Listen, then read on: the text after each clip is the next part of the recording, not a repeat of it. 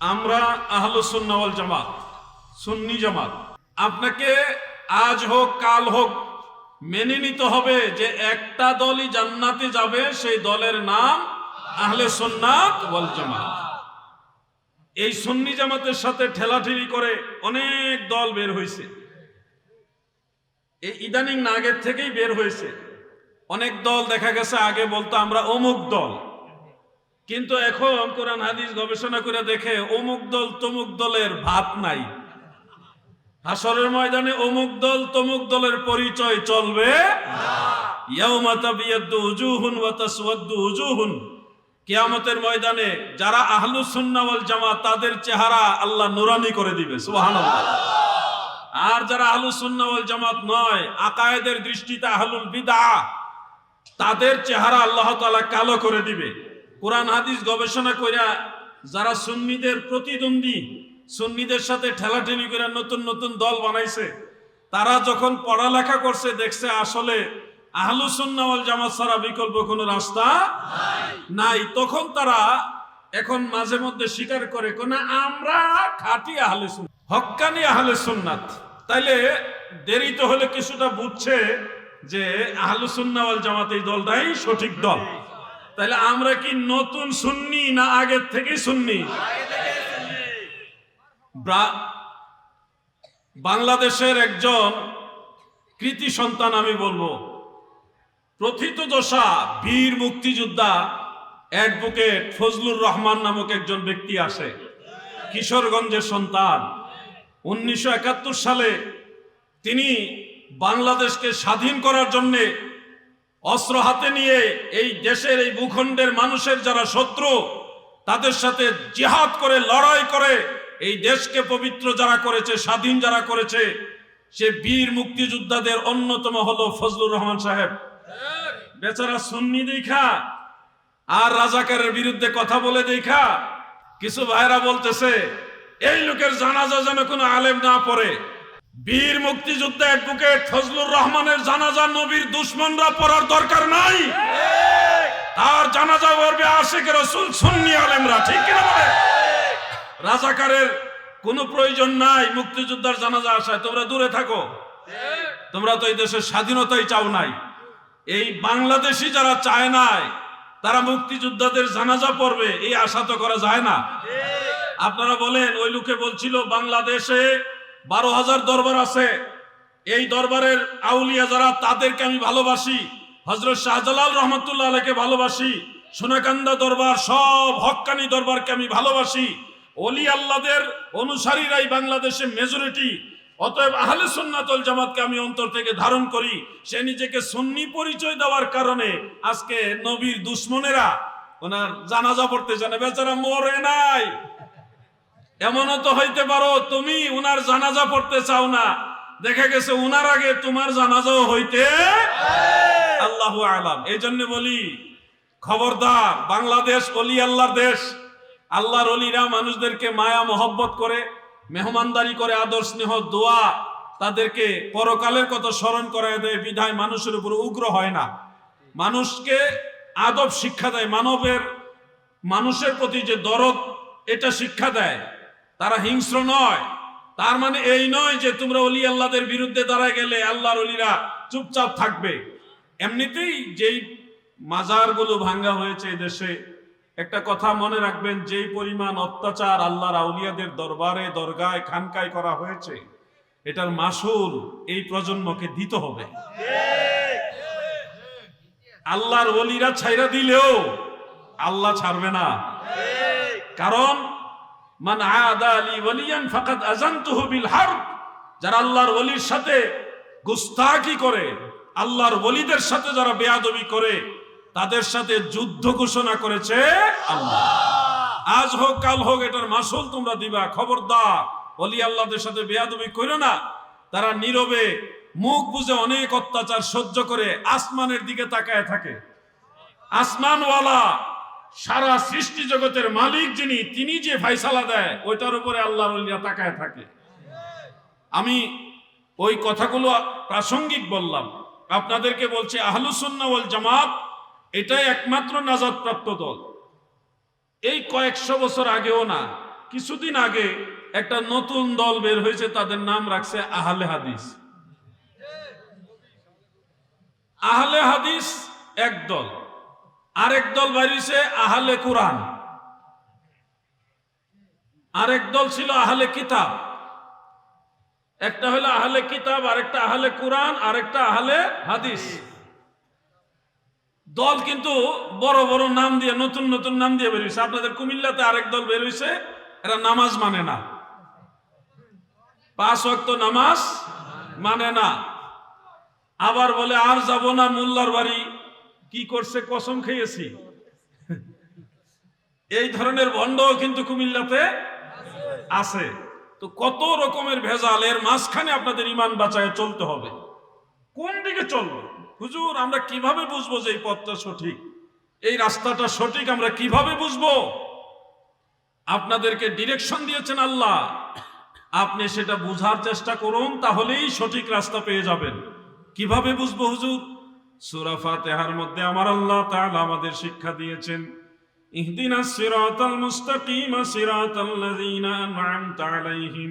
আল্লাহ আমাদেরকে সরল সঠিক পথে পরিচালিত করুন, যেই পথে আপনার নিয়ামত প্রাপ্ত বান্দারা পরিচালিত হয়েছে। এখান থেকে আপনারা একটা মাইল ফলক নেন, কিভাবে চলবেন। যে আল্লাহ আমাদেরকে আপনার নিয়ামত প্রাপ্ত বান্দাদের পথে চালান। এখন প্রশ্ন হলো, নিয়ামত প্রাপ্ত বান্দা কারা? নিঃসন্দেহে নবী রাসূল, আউলিয়া কিরাম, শুহাদা কিরাম, সালেহীন যারা, তারা হলো নিয়ামত প্রাপ্ত বান্দা। তাহলে সূরা ফাতিহা দিয়ে দলিল দিতে পারবেন আল্লাহর আউলিয়ারা যেই পথে চলেছে ওই পথ হলো জান্নাতের পথ। যারা ওলিয়া উলিয়াদের পথে নাই, তারা জান্নাতের পথে নাই। এখানে আল্লামা মুফতি আজম মুহাম্মদ আলী আকবর আবিদি রহমতুল্লাহ আলাইহির মাজার রয়েছে। ওনার মাজারের উপরে কিছু ফুল দেওয়া হয়েছে, কাঁচা ফুল। আপনারা নিশ্চয় দেখেছেন, আমি জিয়ারত করেছি তখন দেখেছি।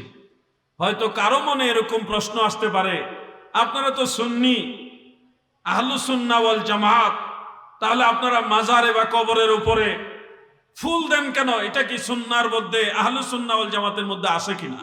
প্রশ্ন আসতেই পারে মনের ভিতরে। আমি আপনাদের বলে দেই, শুনুন, ওই যে সূরা ফাতিহার কথা, ইহদিনাস সিরাতাল মুস্তাকিম সিরাতাল্লাযীনা আন'আমতা আলাইহিম, আমাদেরকে নিয়ামত প্রাপ্ত বান্দাদের পথে চালান। এবার নিয়ামত প্রাপ্ত বান্দারা এই ব্যাপারে কি ফয়সালা দিয়ে গেছেন কোরআন হাদিসের আলোকে, সেটা শুনুন। যে আগের ইমাম আউলিয়া যারা, নিয়ামত প্রাপ্ত বান্দা যারা, তারা ফয়সালা দিলে কি মানা যাবে? এটার কথাও নবীজি বলে গেছেন। দারিমি শরীফের মধ্যে উল্লেখ আছে, সাহাবীদের এক জমাত নবীজিকে জিজ্ঞাসা করলেন, ইয়া রাসূলুল্লাহ, যে বিষয়টার ফয়সালা সরাসরি কোরআনেও নাই এবং সরাসরি হাদিসেও নাই, স্পষ্টভাবে সরিহভাবে কোনো দলিল কোরআন এবং হাদিসে নাই, এই বিষয়গুলো যদি মানুষের সামনে আসে, এমন কোন নতুন বিষয় যদি আসে, তখন কিভাবে এটার ফয়সালা হবে? তখন নবীজি বলেছেন, ইয়ানজুরু ফীহিল আবিদুনা মিনাল মুমিনিন, ইয়ানজুরু ফীহিল আবিদুনা মিনাল মুমিনিন। তোমরা এসব ক্ষেত্রে যেই বিষয়টা কোরআনেও সুস্পষ্ট দলিল নাই, সরাসরি হাদিসেও সুস্পষ্ট দলিল নাই, এই ধরনের নতুন কোন জিনিস যদি সামনে দেখতে পাও, এক্ষেত্রে তোমরা কি করবা? তোমরা নজর করবা আল্লাহর আবেদ বান্দা যারা, মুমিনে কামিল যারা, তারা এই ব্যাপারে কি করেছে। তারা যেটা করেছে, যেটা করতে বলেছে, তোমরা সেটা নজর করো, সেটাই মানো। সুবহানাল্লাহ বলে। এটা আমার ফয়সালা নয়, এটা আল্লাহর রাসূলের ফয়সালা, রাহমাতুল লিল আলামিন নবীর ফয়সালা। যে আল্লাহর ওলিরা, মুমিনে কামিলরা এমন বিষয় যদি কোনো ডিরেকশন দেয়, তোমরা সেটা মানবা। এটা হলো মদিনাওয়ালার ফয়সালা। খুব খেয়াল করে শুনবেন। এখন কবরস্থানে বা মাজারে কাঁচা ফুল দেওয়া, এই ব্যাপারে কি সালেহীন আউলিয়া যারা, মুমিনে কামিল যারা, যাদেরকে মানতে আল্লাহ তাআলাও বলছে, আল্লাহর নবীও বলেছে, তারা কি কিছু বলছে কিনা? উত্তর হলো হ্যাঁ, ওনারা ফয়সালা দিয়েছে। আলেম ভাইরা শুনুন, আমি জানি মাইকের গোড়ায় গোড়ায় বিভিন্ন জায়গায় অনেক ভাইরা বসে আছেন। আমি আপনার শত্রু না, আমার কথাগুলি নোট করেন, আপনার ওস্তাদকে জিজ্ঞাসা করেন। ওস্তাদ যদি মুত্তাকি মুহাক্কিক হয়, সত্যটা বলবে। আর যদি বাংলা বই পড়ে অথবা গুটি কয়েকটা কিতাব পড়ে সীমাবদ্ধ জিন্দিগি করে, তাহলে উনি জানবে না। কিন্তু জানার চেষ্টা করবেন। দুইটা কিতাবের নাম বলি, বেশি বলার প্রয়োজন নেই। আমরা হানাফি মাযহাবের অনুসারী। এই হানাফি মাযহাবের ব্যারিস্টার যিনি ছিলেন, 1 লক্ষ হাদিস যিনি মুখস্থ জানতেন, ইমামুল হারামাইন মোল্লা আলী কারি হানাফি রহমাতুল্লাহ আলাইহি, তিনার লেখা একটা কিতাব আছে মিরকাতুল মাফাতিহ শরহে মিশকাতুল মাসাবিহ। সেই কিতাবের মধ্যে মাসআলাটা আছে। দ্বিতীয় কিতাবটা মনে রাখবেন, ফতোয়ায়ে শামি রাদ্দুল মুখতার আলা দুররিল মুখতার। এই ফতোয়ায়ে শামির মধ্যে ইমাম ইবনে আবিদিন যাইনুদ্দিন শামি রহমাতুল্লাহ আলাইহি উল্লেখ করেছেন, কোন মুমিন বান্দা যদি মারা যায়, আল্লাহর মায়ার বান্দা যদি মারা যায়, তাদের কবরের উপরে কাঁচা ফুল দেওয়া এটা মুবাহ, এটা জায়েজ আছে। উত্তম নিয়তের কারণে এটা মুস্তাহাব হবে। সুবহানাল্লাহ বলে। এটার পিছনে ওনারা দলিল নিয়েছে বুখারী শরীফের হাদিস এবং সুনানু আবি দাউদের হাদিস। কারণ একজন ইমাম যখন একটা মাসআলা রায় দেয়, এটার পিছনে কোরআন হাদিসের কোনো না কোনো সূত্র থাকে। তো এই যে বিষয়টা ওনারা যে বললেন কাঁচা ফুল দেওয়া জায়েজ, এটার পিছনে ওনারা কি সূত্র নিয়েছে? এখন যে বলবে মোবাইলে বিয়ে করা জায়েজ নি, এটা তো কোরআনে আপনি পাইবেন না। পাইবেন নাকি? কারণ মোবাইলই তো তখন ছিল না যখন কোরআন নাজিল হয়। তো কোরআনের ভিতরে তার মোবাইলের কথা থাকবে না, মোবাইলের বিয়ের কথা থাকবে তার পরের কথা। তো এই ফাসালাটা, এই যে মাসআলাটা, এটা ইমামরা দিবে অন্য মাসালার সাথে কিয়াস করে, ম্যাচিং করে। তো এখন ইমামরা যে বললেন কবরস্থানে বা আল্লাহর ওলির মাজারে কাঁচা ফুল দেওয়া জায়েজ, ওনারা এটার পিছনে কি সোর্স নিয়েছেন, কি দলিল নিয়েছেন, কোনটার সাথে ওনারা কিয়াস করেছেন? এটা হলো বুখারী শরীফের একটা হাদিস। রাসূল করিম সাল্লাল্লাহু আলাইহি ওয়া আলিহি ওয়াসাল্লাম, আমাদের দয়াল নবীজি একবার এক কবরস্থানের পাশ দিয়ে যাচ্ছিলেন। এরপরে সাহাবীদের বললেন, তোমরা কি দেখতে পাচ্ছ এই কবরস্থানে কি হচ্ছে? সাহাবারা বললেন, না গো ইয়া রাসূলুল্লাহ, আপনি বলে দিন এই কবরস্থানে কি হচ্ছে। আল্লাহর হাবিব বলেন, সাহাবীরা গো, এই কবরের দুইটা কবর, দুইটার মধ্যে আযাব হইতেছে। এই দুইটা কবরের আযাব, একটা হইছে চুগুলখুরির কারণে, আর একটা প্রস্রাবের সময় অসতর্কতার কারণে। প্রস্রাব কইরা ঠিক মতো প্রস্রাবটা নিষ্কাশন না কইরা কোনো মতে কাম সেরা ফেললেন, কাজ হবে না, এটার জন্য কবরে আযাব হবে। এই দুই কারণে তাদের কবরে আযাব হচ্ছে। আল্লাহর নবী রাহমাতুল্লিল আলামিন তাদের কবরের আযাব লাঘব করার জন্য, হালকা করার জন্য দুই কবরের মাঝখানে খেজুর গাছের ডাল পুঁতে দিয়েছেন। উদ্দেশ্য হলো, এই হাদিসের ব্যাখ্যায় মুহাদ্দিসিনে কেরাম বলেছেন, খেজুর গাছের ডাল যতক্ষণ পর্যন্ত তাজা থাকবে, ওই ডাল আমার আল্লাহর নামের তাসবিহ আদায় করবে, জিকির করবে, এর বরকতে আমার আল্লাহ তাদের কবরের আযাব হালকা করে দিবে। এই হাদিসের সাথে কিয়াস করে ইমামগণ তিনারা মাসআলা দিয়েছেন যে আল্লাহর ওলিদের মাজারের উপরে কেউ চাইলে নেক নিয়ত করে ফুলের, যে ফুল বলতে কাঁচা ফুল, ওনারা দিতে পারবে। তবে সর্বোপরি আপনারা এটা খেয়াল রাখবেন, ইন্নাল্লাহা লা ইউহিব্বুল মুতাদিন, আল্লাহ তাআলা সীমা লঙ্ঘনকারীকে পছন্দ করেন না। এত বেশি ফুল দিয়েন না যেটা অপ্রয়োজন। এখানে যেটুকু দেওয়া হয়েছে আলহামদুলিল্লাহ সুন্দর, যথার্থ, কিন্তু এত ফুল দিলেন যেই ফুল এত এখানে প্রয়োজন নেই। নিয়ত করে আপনি একটা ফুলের পাপড়ি দেন না, এই নিয়তের উপরে আপনার কাজ হবে। কথা বুঝতে পারছেন? এখন টনের টন, মনের মন আইনা ফুল মাজারের উপর রাখার কোনো প্রয়োজন নেই। যতটুকু দেওয়া প্রয়োজন ওটুকু দিয়ে বাকিটা মানুষের প্রতি আপনারা মেহমানদারি করেন, মানুষের সেবা করেন, এতে আল্লাহ এবং আল্লাহর ওলি খুশি হবে। কথা কি বুঝতে পারছেন? যে কোনো জিনিস একটা ব্যালেন্স করে কাজ করবেন, ব্যালেন্স করে চললে তখন আর ফিতনা আসবে না। এখন কেউ যদি বলেন, না আমি মোল্লা আলী কারি মানি না, আমি ইমাম ইবনে আবিদিন শামীকে মানি না, তাকে বলবেন, তুই সলিমউদ্দিনের ফুলা কলিমউদ্দিন, তোরে আমরা মানি না, আমরা আমাদের ইমামদেরকে মানি। ঠিক কিনা বলে? যে ইমামদেরকে মানবে না সে আহলুস সুন্নাহ ওয়াল জামাত হতে পারে না। কারণ আল্লাহ তাআলা কোরআন শরীফে বলেছেন, ওয়ামান ইউশাকিকির রাসূলা মিন বাদি মা তাবায়্যানা লাহুল হুদা ওয়া ইয়াত্তাবি' গায়রা সাবিলিল মুমিনিনা নুওয়াল্লিহি মা তাওয়াল্লা ওয়া নুসলিহি জাহান্নামা ওয়া সাআত মাসীরা। যারা দিন প্রকাশিত হওয়ার পরেও, আল্লাহর দিন জাহের হওয়ার পরেও নবীকে মানে না, এবং মুমিনদের পথে চলে না। কাদের পথে চলে না? মুমিনদের পথে যারা চলে না, আমার আল্লাহ বলছে তাদের ঠিকানা হলো জাহান্নাম। মুমিনদের পথে চলাটাই হলো জান্নাতের পথ। অন্য আয়াতে আল্লাহ তাআলা বলেছেন ওয়াত্তাবি সাবিলা মান আনাবা ইলাইয়া, সেই রাস্তা অনুসরণ করো যেই রাস্তার মানুষগুলি আমি আল্লাহকে রাজি খুশি করে আমার দিকে চলে এসেছে। এজন্যই তো আমরা বলি তাদের পথে তাদের মতে কবুল করুন আল্লাহ, কবুল করুন আল্লাহ। ওলি আল্লাহর বাংলাদেশ, এই শহীদ গাজীর বাংলাদেশ, বলুন না ওলি আল্লাহর বাংলাদেশ, এই শহীদ গাজীর রহম করুন আল্লাহ, রহম করুন।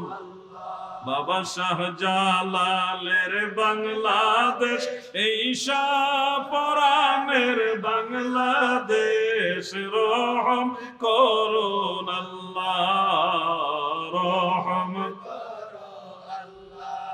মাজারে ফুল দেওয়ার মাসালাটা কি আপনারা বুঝতে পারছেন? আমরা সুন্নিরা দলিলের বাইরে না। এখন দেখা গেছে আজকে আমি সোশ্যাল মিডিয়াতে একটা হাদিস শরীফ লিখে ভালো উদ্দেশ্যে নেক নিয়তে প্রচার করেছি। হাদিস শরীফটা হলো আসহাবে কাহাফের আল্লাহর আউলিয়া যারা ছিলেন, যারা 309 বছর ঘুমায়েছিলেন, এরপরে আল্লাহ তাআলা ওনাদের আবার ঘুম থেকে জাগ্রত করেছেন।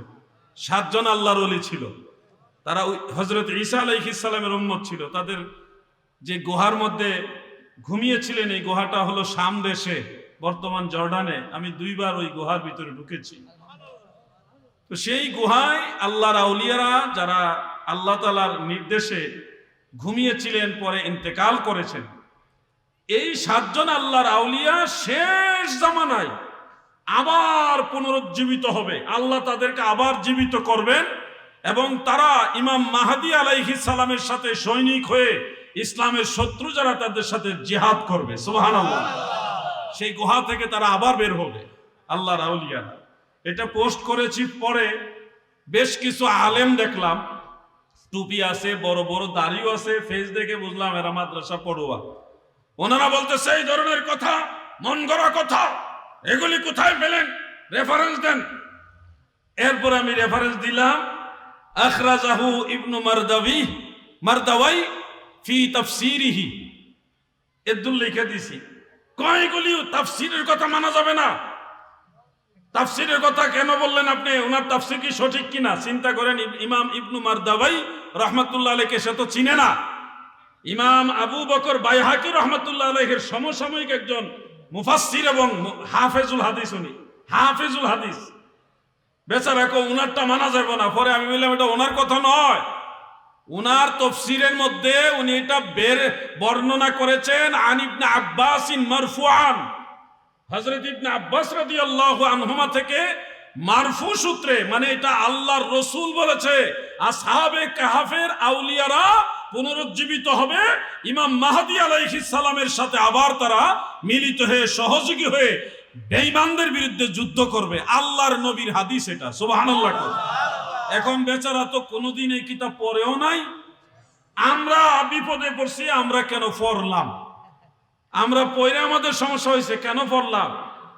এই জন্য মাঝে মধ্যে যখন দলিল দেই, কিছু মানুষ মনে করে এগুলো জাল হাদিস, কারণ বেচারা এই কিতাব কোনোদিন পড়ে নাই। তাফসীর ইবনু মারদাওয়াই, এই কিতাব কুমিল্লা অঞ্চলের মধ্যে হয়তো 2-1 জনের ঘরে আছে, 2-1 জনের ঘরে আছে, আর অন্য কারো কাছে পাওয়া যাবে বলে আমার মনে হয় না।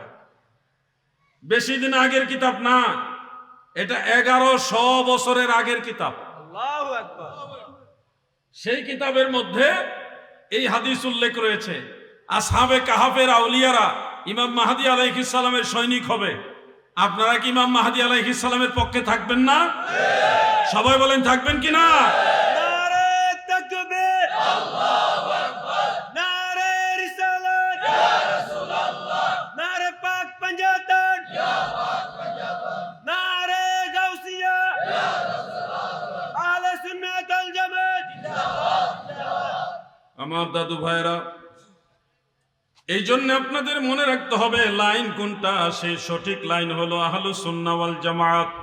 আমার নবীর দল যারা চিনতে ভুল করবে গো, আখেরাত তাদের সবকিছু বরবাদ হয়ে যাবে। ও কুমিল্লা চাঁদপুরের নবীর প্রেমিকেরা, মন দিয়ে শুনেন, এই ফিতনার যুগে বহু রঙের দল আসবে, বহু রকম রঙ্গিলা রঙ্গিলা শায়েখরা আসবে, এসে বিভিন্ন ধরনের কথা আপনাদের শোনাবে। যেমন আহলে হাদিস একটা দল বের হয়েছে, তারা বলবে আমরা হক, আমরা সহি হাদিস মানি। শুনেন, সহি হাদিস মানাই হক, এটা একতরফা বলা যাবে না। কেন? যে সব সহি হাদিস চাইলেও মানা যাবে না। সহি হাদিসের মধ্যে মানসুখ হাদিস আছে। সহি হাদিসের মধ্যে মানসুখ মানে রহিত হাদিস, যেমন কুরবানির গোশত 3 দিনের বেশি খাওয়া যাবে না, এটা সহি হাদিস। আপনারা কি এটা মানতে পারবেন? মানেননি, মানেনও তো না। নারায়ে তাকবীর, নারায়ে তাকবীর, আল্লাহু আকবার। নারায়ে রিসালাত। আহলে হাদিস দাবি করে আর বলে আমরা সহি হাদিস মানি, আর আমরা আহলে হাদিস দাবি করি না, তারপরেও আমরা সহি হাদিস মানি। তো তাদের আর আমাদের মধ্যে বেশ কম কি? আহলে হাদিস তারা দাবি করে সহি হাদিস মানে, আমরা আহলুস সুন্নাহ দাবি করে আমরাও সহি হাদিস মানি। উভয়ের মধ্যে বেশ কমটা কোন জায়গায়? বেশ কমটা হলো আমরা ওই সহি হাদিসগুলি মানি যেগুলি সুন্নাহ এর অন্তর্ভুক্ত, আর আহলে হাদিসের মধ্যে যেটা মানসুখ হাদিস সেটাও মানতে চায়, মানে সব ধরনের হাদিস তারা মানতে চায়। সব হাদিস সুন্নত নয়, কথাটা ভালোভাবে খেয়াল করবেন। সব হাদিস সুন্নত নয়, কিন্তু সব সুন্নাহ হাদিস।